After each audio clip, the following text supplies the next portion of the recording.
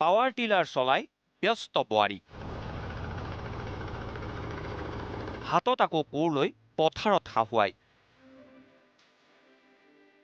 অৱশেষত বাৰীৰ পাচলি লৈ বজাৰলৈ পুত্ৰ।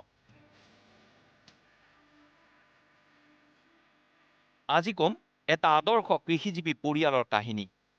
প্ৰথমে চাই লওক কেইটামান দৃশ্য। পৰিয়ালটোৰ বোৱাৰীগৰাকীয়ে পাৱাৰ টিলাৰ চলাই মাটি চাহ কৰিছে।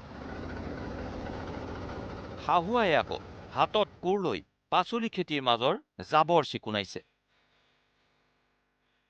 আৰু পথাৰত উৎপাদিত ফচল লৈ পুত্ৰ এইদৰে গৈছে বজাৰলৈ।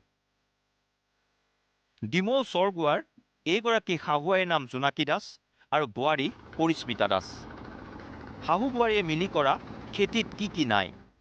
বন্ধাকবি, ফুলকবি, ব্ৰকলি, বিলাহী, মটৰ, জাতিলাও, নেমুকে ধৰি বিভিন্ন পাচলি আছে এওঁলোকৰ বাৰীত। শাক পাচলিৰ খেতিৰ প্ৰতি আগ্ৰহী পৰিয়ালটোৱে কেতিয়াও পুৰুষ মহিলাৰ কামৰ মাজত পাৰ্থক্য নাৰাখে। আৰু তাৰ প্ৰমাণ এয়া। ল'ৰাকেইটা সৰু হৈ থকা পৰাই খেতি পথাৰ কৰিছোঁ, প্ৰায় 60 বছৰ হৈ গ'ল বুলি ক'ব পাৰি আৰু।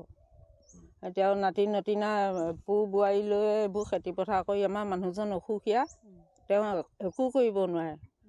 সেইকাৰণে আমি এইবোৰকে কৰি মেলি আমাৰ পৰিয়াল পোহপালন দি চলাই মেলি খাই থাকোঁ আৰু বছৰ ইভাগে আৰু। বাৰিষা খেতি, খৰালি খেতি চববোৰে কৰোঁ আমি। মোৰ এতিয়া অহা 12 বছৰ হ'ল। তেতিয়ানৰ পৰাই মই খেতিত লাগি আছোঁ মাহঁতৰ লগত, ভাইটিহঁতৰ লগত, আৰু এওঁলোকৰ লগতো কৰি আছোঁ সকলোখিনি। আমাৰ কাৰেণ্টৰ সুবিধাটো নাই।